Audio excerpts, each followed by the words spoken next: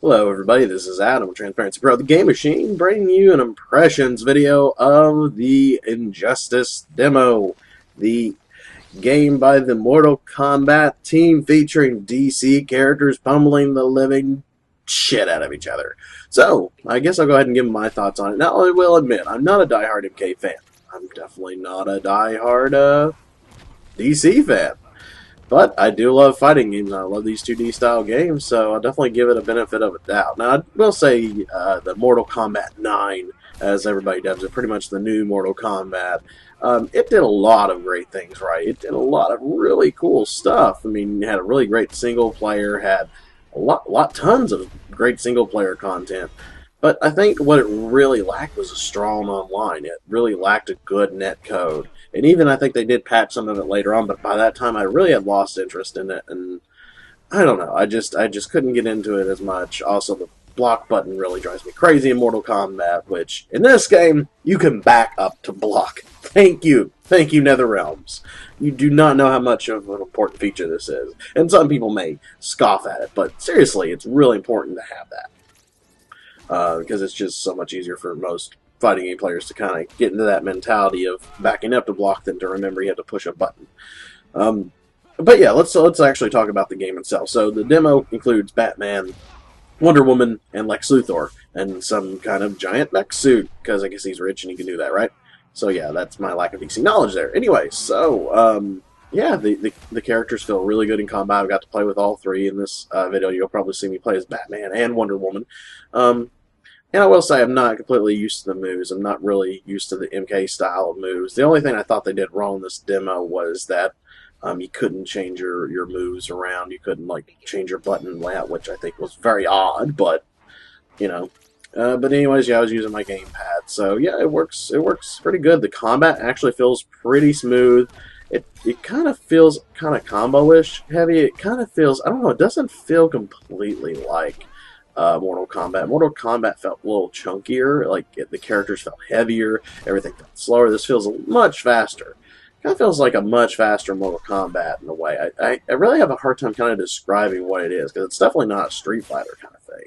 And, you know, I mean, you still have those MK-style moves, which I heard someone mention that there could be a possibility that they're going to let you have a Street Fighter type moveset if you wanted to play that way, which would be much easier on me, but I don't know if that's true or not.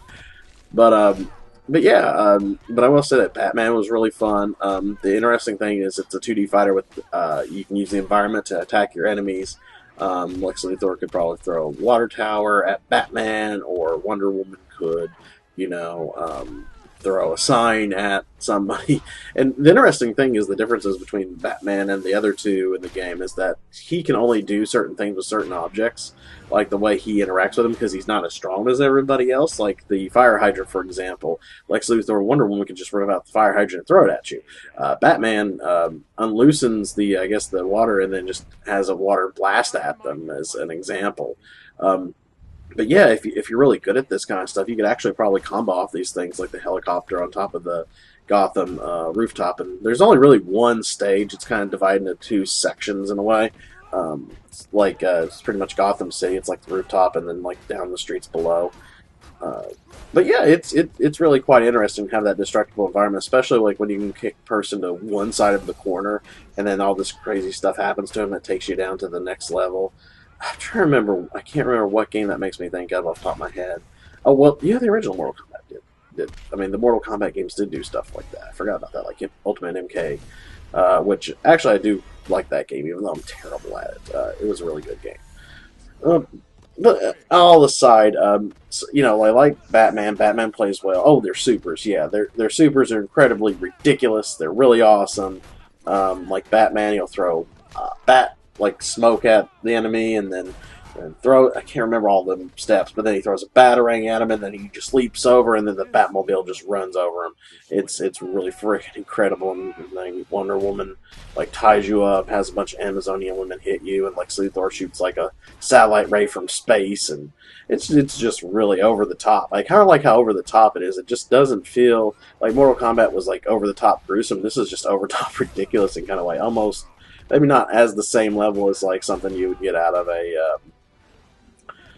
a like out of a Marvel versus Capcom as far as the combat goes, but I mean it's well maybe it is a little. I can't really tell. It's kind of hard. It's kind of its own ridiculous, but it's quite enjoyable, and I will say I really did quite enjoy it. My only other thing I didn't like is the wager system, because that risks your meter.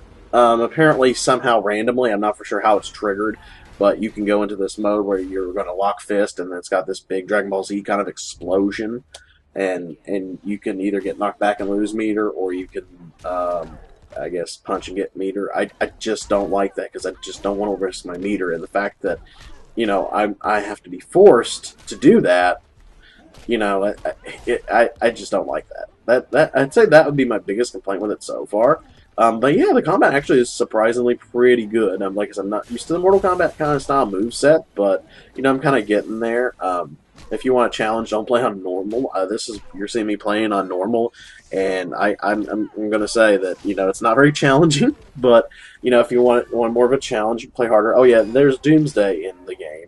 He's not playable. Don't know if he's unlockable or not in the demo, but he is definitely playable. Not playable. Sorry, he is definitely in the game that you can fight, and he's actually the most challenging, at least out of the CPU fighters I fought. So I guess the question now is like, how's the final game going to shape up? I mean, the Mortal Kombat guys are good at doing good single player stuff, but with MK9, their online was terrible. I really hope they fix that, because with fighting games, you definitely want to have a long lifespan. It's kind of like like more modern shooters and all these MOBAs and stuff. It's the thing about fighting games is what keeps people coming back to is, can you play with your friends? What can you do stuff with your friends?